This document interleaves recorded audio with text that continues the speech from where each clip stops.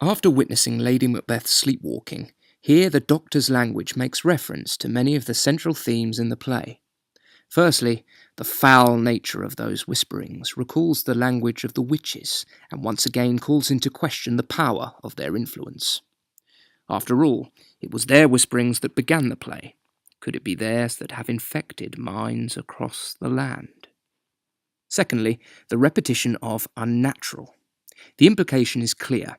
In murdering Duncan, and, in the process, violating the divine right of kings and great chain of being, nature itself has been inverted. This is a play awash with that subtle prefix, which itself hints at the unbinding of the frameworks by which all live. As a result of Duncan's murder, the social and psychological seams that underpin the fabric of an orderly, peaceful and prosperous state are undone.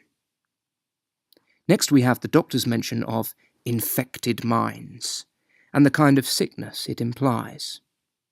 At the beginning of Act 5, this scene comes directly after the meeting between Macduff and Malcolm, Duncan's son, who, having fled to England and the court of King Edward, tells of the English king's miraculous ability to heal the sick.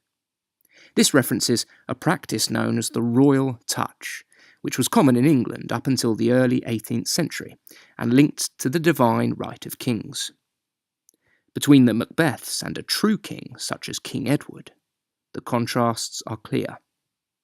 In severing the divine right, the Macbeths are banished from God's grace. Their infected minds, an inner reflection of the affliction they have brought upon Scotland. In this play, sickness and health are not questions for science or doctors, but go hand in hand with heaven and hell. When Duncan is murdered and the divine right destroyed, diseased minds and a dying land are what follow. Macbeth is sick at heart. Lady Macbeth succumbs to a mind diseased, and Scotland itself becomes our grave. In speaking of Lady Macbeth's malady, the Doctor states, "More needs she the divine than the physician." Thus, spiritual and physical health are deemed to be one and the same. An individual and a nation's health is defined by their relationship with God.